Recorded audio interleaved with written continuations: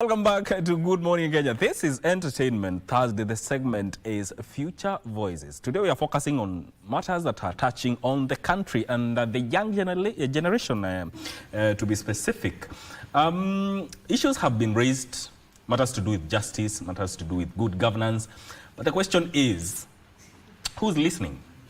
That is the biggest question. On one hand, the church has called on the government to listen to what the youth is raising, and on the other, the youth have been told to at least, quote unquote, leave their hard stance and at least see what is happening, the efforts that have been put.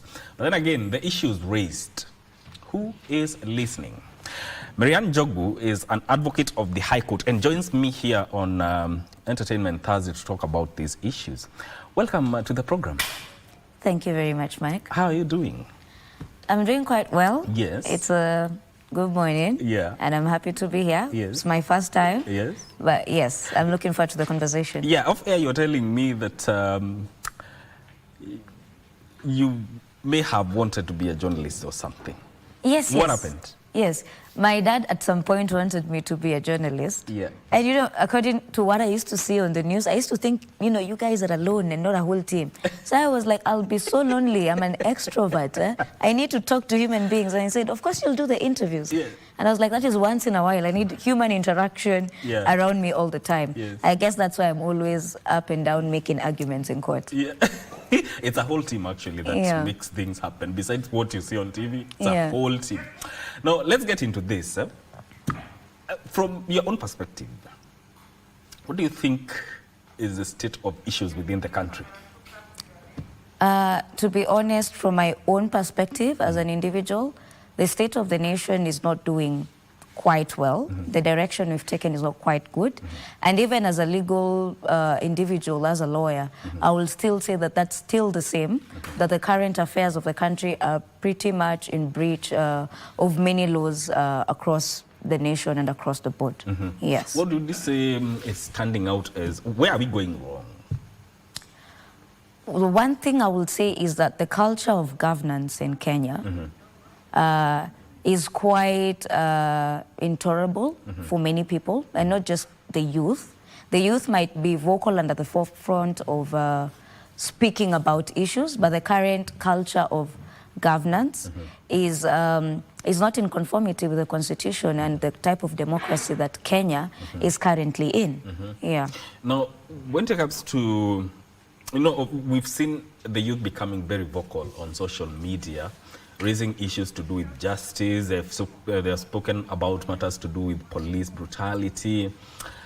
But from your perspective, do you think anyone is listening to what is being raised? Looking at the conversations that are there, my honest perspective is that no one is really listening. There is an intonation of we are hearing, but I don't think they're really listening, because there's a divergence of views. And I'll give a good example. They'll say the youth have spoken, we've listened to the issues they're saying, and then the conversation changes. It probably changes to, no, this is tribalism, no, probably this is anarchy. The conversation is literally changed. If you're speaking about the issues we're saying, police brutality, what are the steps that have been taken so far to bring perpetrators or to bring the alleged suspects of police brutality to justice or to book? How many have been arrested? So the things that we are seeing is that there's a constant conversation and an alleged attempt or insinuation that they are listening, but we are not seeing any active progress, not in parliament, not in government, not among our leaders having this conversation. There is, in fact, from last year, because this protest basically began largely last year, there was the discussion from different politicians, including Raila Odinga. They talked about compensation. Is there a bill tabled in parliament about victims of police brutality compensation? None whatsoever. So what procedures are they going to use to compensate? How are they going to identify? So far there has been no compensation, neither is there a bill or a law being discussed towards that. Yeah. So there should be some anchorage in law when it comes to matters to do, let's say, what you were raising. anything to do with victims of police brutality, does that give that aspect the impetus it needs to be implemented? Well, there is the procedures for the police in terms of how they handle force and how they protect and how they come in case of danger from, the Constitution, the National Police Act, their standing orders. But in particular, a law that tells us how you identify these victims. Once someone has been accused and gone through the legal process and we found them guilty, and how do you identify these victims? To what extent do we compensate them? What is the value? What are the issues we're looking about? Is it treatment? Are they waived? The levels and forms of compensation have not been able to be discussed. And so therefore we'll be throwing words about we will compensate victims, but without a procedure being laid out, there is even no one, including legal personality, to be able to follow up, because I can only lodge or I can only speak onto a law which doesn't currently exist. Yeah. Does it end at compensation from whatever you are raising? And where does that leave accountability? It doesn't end at compensation, because in fact the first thing that we should be focusing, and which has been part of the things that are being raised by the youth and different actors, even in the justice, because we've seen the judges' comments as the cases are ongoing, the ones that are currently before the courts. There's the issue about prevention. These are not issues we should be seeing. I did not foresee instances where you'll watch a video of an actual live execution by an officer, by a police force who's meant to be protecting lives. So the first thing that we should be discussing, there's been increased cases of shoot to kill kind of orders, bodies being found with alleged bullet wounds. While these issues are being discussed, we should now be discussing police reforms. And I don't think that these issues have come up now. Police brutality has been there. It's just that right now you have a generation or more people bringing it to life through social media and their recordings. But the first back starts with the prevention. When there has been an order that the police should not cover up, they should have identifiable tags, they should be in their uniform and not civilian. And in the next protest, they are still disobeying these orders. Who then is held accountable? Because they receive orders from someone, and there's someone supervising the police while they're exercising their obligations. When you see them go back to the street in breach of a court order, who is responsible? So there is no prevention, neither is there accountability.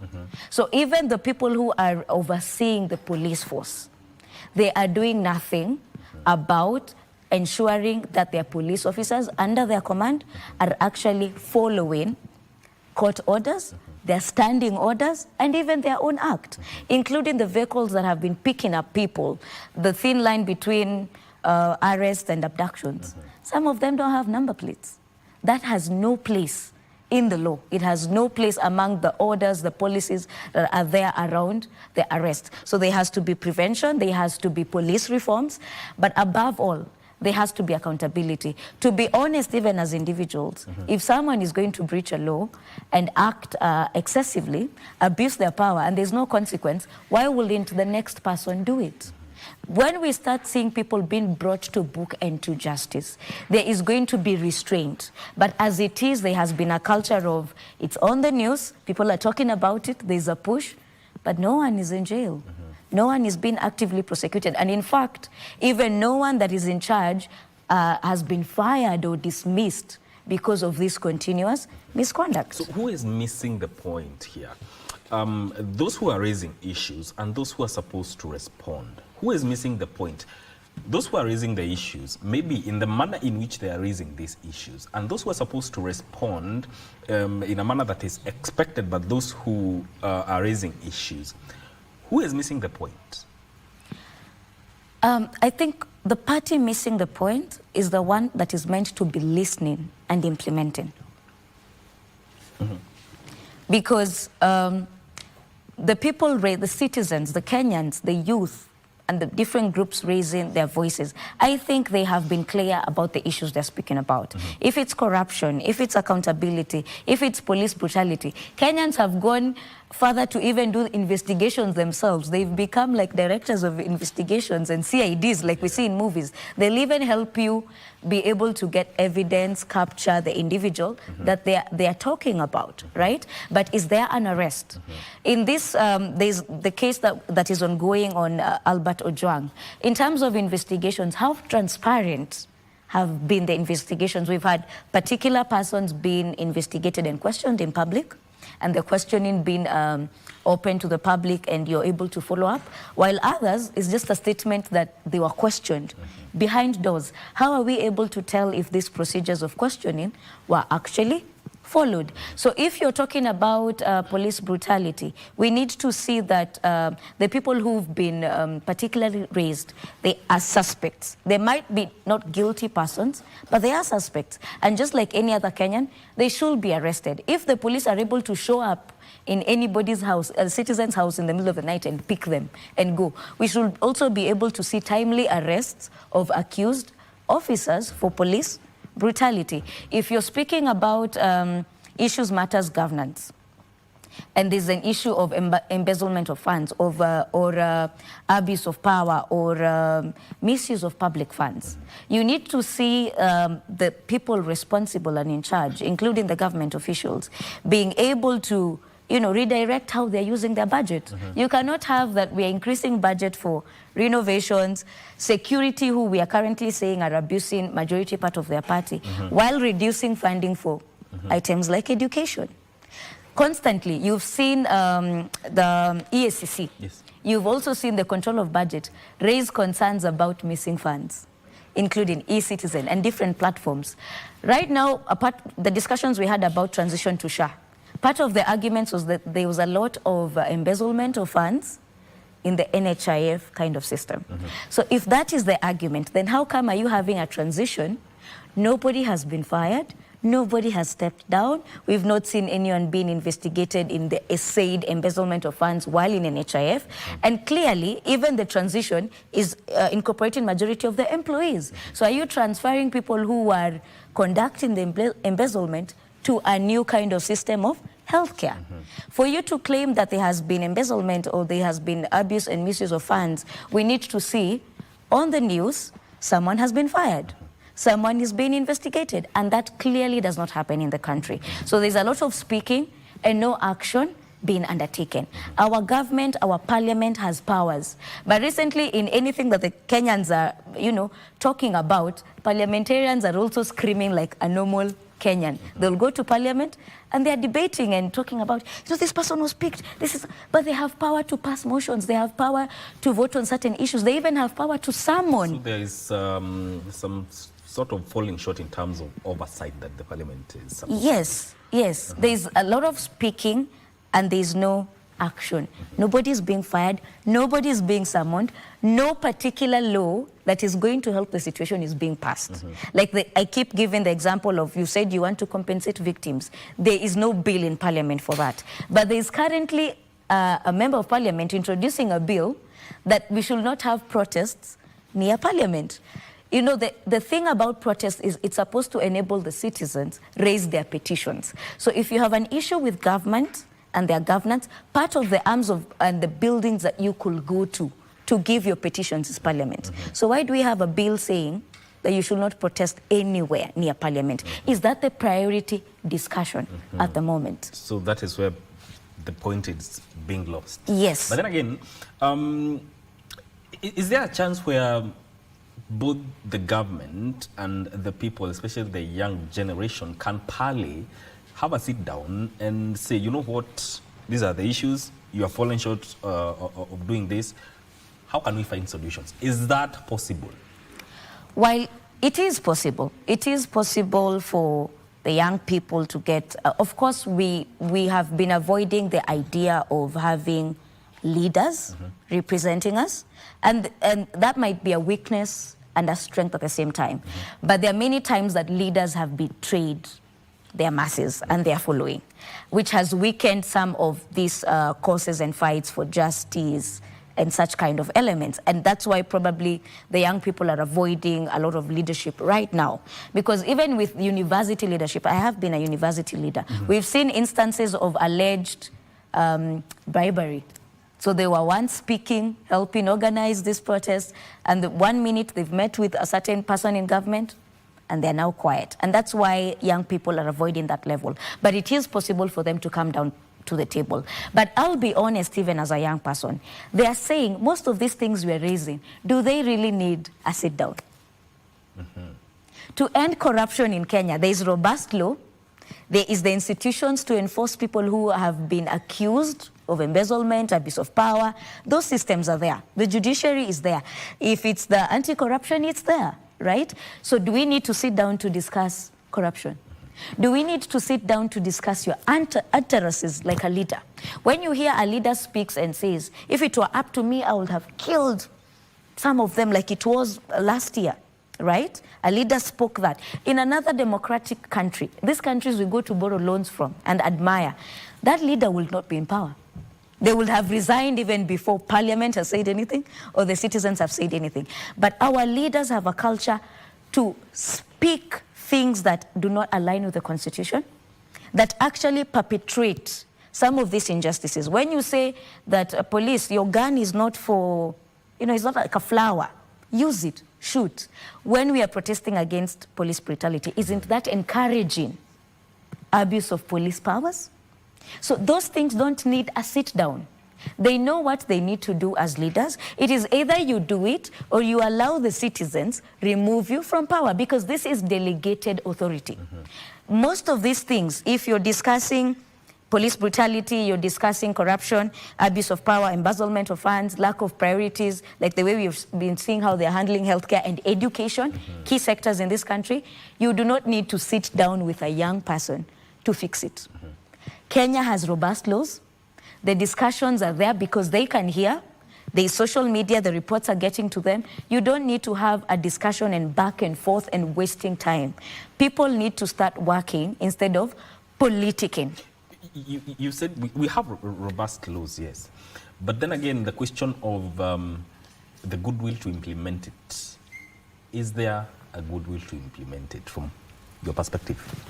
From my perspective, some places, some institutions, some leaders have goodwill. But in the places and in the spaces that matter the most, we see a lack of goodwill. And it's so unfortunate that I grew up studying, and part of these arguments were lack of good faith, called it government good faith. And it's I'm now a youth working and enforcing the law, and it's still part of the issues that we are speaking of. Lack of political goodwill. There is no political goodwill. For example, when an MP, we lost a member of parliament, right, recently. You saw members of parliament, people of government speaking about it passionately and daily. How many members of parliament, how many people in government are you seeing speaking passionately about the current deaths? When we are every day still following up and speaking about even Albert Ojwang, who's now being laid to rest, doesn't he have an MCA? Doesn't he have an MP? Doesn't he have a governor? How many of them have come to the forefront to help bring this issue to an end, ensure that there's justice to the family?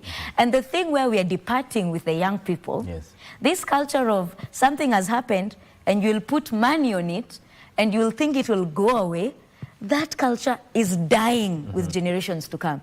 You might compensate the family, but if the people, the perpetrators of that crime are not arrested, the youth will not keep quiet. And that is why they are still talking about the Albert Ojwang's issue. It matters not that money was given. So in my opinion, the people in power are not doing enough based on the powers we've given them and the authority that they have and what the law allows them to do. Do you think the current crop of leadership that we have inspires hope in Kenya? Are there leaders who inspire hope in Kenya? Yes. And in my opinion, the thing that I have realized is this. Most leaders in government who are working are not noisy, are not in a lot of politics and propaganda. When you look at the ranking of governors, whether we debate if the institution doing the ranking is accurate or not, the ones that are considered to be top performers, you'll not see them in the everyday news hurling insults at fellow leaders or in propaganda. They are busy working. So we do have leaders that inspire hope in us. But at the same time, we do have leaders that make us feel like there's no future in this country. When you go to protest police brutality and you are met with now more excessive force from the police in the middle of a protest about police brutality, and now even the tactics have been increased.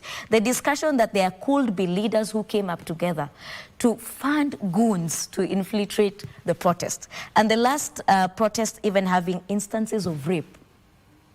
And there have been an alleged discussion that there are leaders that were involved in those kind of acts, because there was an investigation that was done and it was in one of the news media houses and even in the newspapers. Would that inspire hope in anyone? No, it wouldn't. That we are seeing these leaders, they are just after amassing wealth, consuming power and protecting it at all costs. That is what this generation is. We cannot tolerate that type of governance. Do you think now, pegging on whatever that has happened, that the young generation will take up votes and come out to vote? That is the discussion we've also been having among ourselves and encouraging everyone to ensure that they have registered to vote. Before you continue on that point, let's take a short break. That's a very pertinent issue to talk about, but let's take a short break. We'll be right back. This is Good Morning Kenya.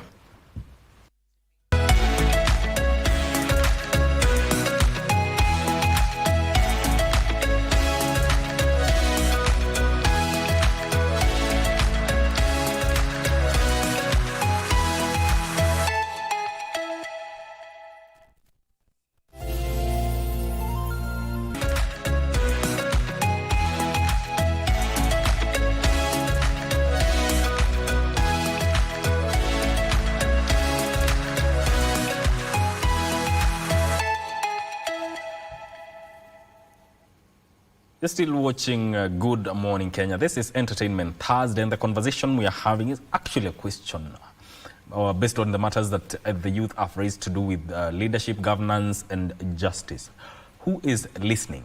And before we went on a break, we were talking about how the youth are going to go about this. If you may continue on that point. Yes, so I think you had asked me about, are the youth going to take up the voting, or are they just going to continue doing digital activism? Yes. And in my opinion, I do know that previously, I have voted the previous elections.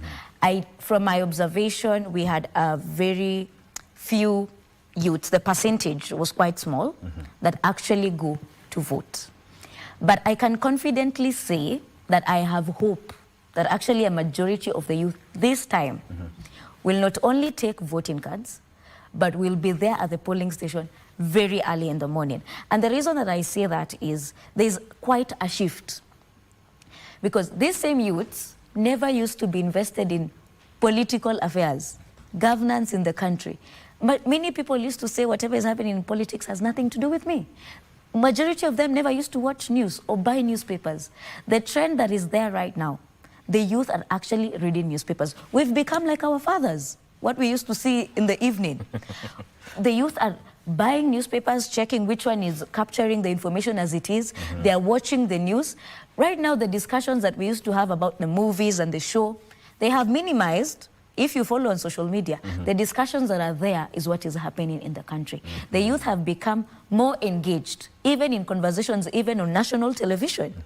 So with this type of change, we are having discussions, and many youth are saying, yes, this time round, we will be there for our voice to be counted. So I am confident and I am hopeful. And even as I am here, I am even speaking to those youths that are listening to please make sure that they take votes, because for you to vote, it's your constitutional right. It's your best way to actually decide your governance. Your governance is not decided at this chaotic level or when things are bad. It starts at the ballot. And everyone youth and any other generation alike needs to make sure that their voice matters and is heard at the ballot. That is where it matters the most. Do you think, even with the issues raised, matters to do with corruption and everything, that there's a way that the youth want it to happen instantly, but then there's the aspect of investigation and time? Is that a dangerous path? Well, to be honest, I do think it's a dangerous path. I have had the chance as a young person, also as a legal practitioner, as a person who's also vocal on these particular issues, to analyze both our weaknesses and strengths. Yes. And there is no party that doesn't have weaknesses and strengths. Even the government itself has strengths. They have the things they're doing right, and they have the things they're doing wrong. And I could say part of the weaknesses that we have as a youth movement, as the people who are on the protest, yes, there is a culture to desire things to be done right now, which is not quite practical.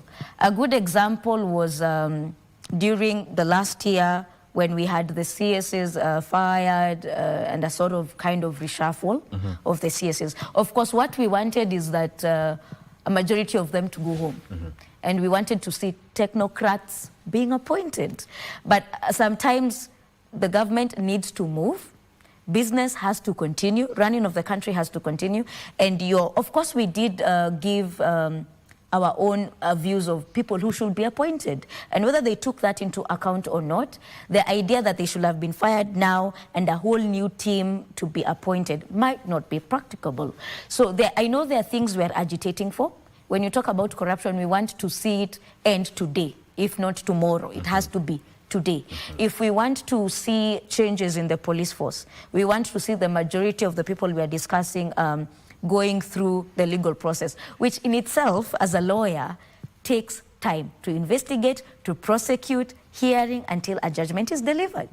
And there might not be that patience, or while it is happening, it might look like nothing is happening. But of course, the youth, the thing that I will tell about the different generations is the youth have their own strength. Social media is their strength. Their perspectives on governance. If you listen to how they think governance should be, it's a beautiful perspective. But they also need to be mentored on matters, time, patience, forums of discussions to be at, how you can actually be part of actual change, not just protest. Protest is part of it, and constitutionally protected, but there are other spaces we need to be in, including the table of discussion. So when we are asked to present leaders, when a discussion is happening, we did not. And while I understand where we are coming from, there are parties that took advantage of the young people not being on the table. So you have to be on the streets doing your political and constitutional right, but you also need to be in the table of discussion where decisions are being made. So the youth need to learn patience. We also need to work on our cancel culture. I'll give you a very good example. There was a backlash during the 25th protests. Of course, there was a comment later on from Omtata. And he was not for the idea of any protest that might lead towards State House. And there was a group that was like, what is going on? This is the person we were hoping for. And there's a group that is saying, but what were you expecting? His life has been devoted to the Constitution. So you definitely do not expect that such a person would try to act, in certain instances against the Constitution, in other instances towards whatever the Constitution advocates for. So that type of one perspective can lead to a serious backlash overnight with the young people is actually a dangerous trend. Within ourselves, even with our leaders, we need to be patient. The government, the youth, the individuals, Kenyans themselves, the police are not perfect. So the cancel culture has to come out, and the need for now. And I think that impatience is not just in politics. It might also be in our individual lives as youth, in our careers and all that. But it's a matter of mentorship and being able to guide them. But I can tell you for sure, the way the youth envision this country and the energy they're fighting with for this country is out of love and not distraction or hopelessness. They want to see the country work. And all we need to do is to guide the youth on how best they can advocate for that. So who is going to guide the youth, as you're saying? There's mentorship, then there's that guidance. What or whose role is that? Where does that fall? Who is going to carry out that? Well, unfortunately, like we were having the discussions, are you being listened to? Are there leaders that that are giving you hope? You know, with young people, we might have knowledge right now and perspectives, but there's also knowledge that comes with, you know, years, practice, being in certain spaces, knowing how certain things work. The people who've amassed that level of knowledge, who might be senior to us, the other different generations that might not account to youth, are the best people to tell us and to advise us on how to channel our energy and our ideas in a way that can actually work. Because some of them have already gone before us. Some of these people, even in politics, they had their own Gen Z of their time. They were not Gen Zs, but when they were at our age group, they're the ones who were fighting for the very, very same things. So they should be at the forefront of saying, we've tried this, this works, this hasn't worked, this might work, but maybe we should try it this way. But those people, if it's politicians, if it's leaders, if it's the church, one, they're not either not listening or not actively trying to understand, where is this young person coming from? Where is this generation coming from? Where is this dissent stemming from? It's a matter of you speak, we give negative feedback or backlash. There's a lot of judging the generation and the youth and changing their ideologies and what they're fighting for to something that is not, instead of actually listening to understand and to see, if I also want better governance and I've been in the position of experience or to understand how things work, how can I guide you? Because even a young person getting into politics, it's not easy to get into politics when you're young without guidance. I'm not saying that you cannot do it. We can do it. We can take over these positions. We can actually run successful campaigns. The young people are able to do anything. And you know, this discussion of you are for the future is now what is now. And that's why you're seeing a lot of agitation and a lot of push. The people used to be told you are the future. And I think people are still saying you're the future. No, they're not the future. They are now coming into the present. But there needs to be guidance, holding hand. Where does your right start and where does your right end? Where does your obligation start and where does your obligation end? There's also the question of, are the youth, when it comes to guidance and mentorship, are they really willing to listen?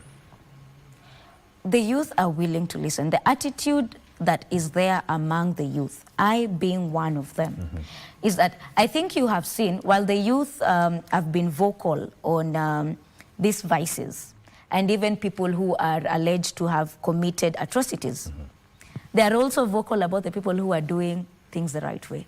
While we are speaking about police brutality, there have been youths who have been looking for certain police officers who are salimia with M-Pesa, the current trend that we've been having, because they protected them in instances where fellow police officers had been using excessive force. This is a generation that knows when to thank you and when to criticize you. They are able to listen. But for them to be able to listen, they must also have the confidence and trust that you have understood where they're coming from and you share in their vision. You know, you cannot come and say, you want to advise me while calling me an anarchist. I will definitely not listen to you. We are already seeing things from a different perspective. You cannot purport to give advice or to give guidance, even with authority, and change this conversation of corruption, police brutality, abuse of power, and make it tribalism, and make it an issue of regions, and still expect that we will listen to you. When you actually give sound advice to the young people, they will listen. There have been video clips that you might have seen, even during the protests. There are some OCS, I experienced one last year in town, they were trying to calm us down and speak to us. And he said, you have a right to protest, but they have certain hours. And now it's past 6 p.m. You're not allowed to protest past this time. Please go home so that you're able to be safe. In fact, the youth thanked him, gifted him this milk and other things, and we all left and went back home. So this generation has a capability of listening. The youth can listen, but you have to speak sense, and you also have to be a person of character. The youth do not want to listen to someone who's speaking of things they do not do. preaching water and doing wine. You're speaking against police brutality, but when it happened when you were in power, you are clapping at it or speaking in a way that seems to justify it. They will not listen to you when you seem to change your stand. And I think that brings into accountability and ensuring our leaders meet Chapter 6 of the Constitution. Let's end it at that. Let's end it at that. This is a robust conversation. It was a robust conversation, and I'm grateful that you made time to come and talk at least about the current state of affairs and matters that touch on the youth. That is Wakili Mary Ann Njogu, who is an advocate of the High Court, who has joined us here on Good Morning Kenya to talk about the voices of the future, or the future voices. This is where we end this conversation. Don't go too far. Vivian Ndegwa is coming right up next with Entertainment Thursday. My name is Mike Migwe. Keep it KBC Channel 1.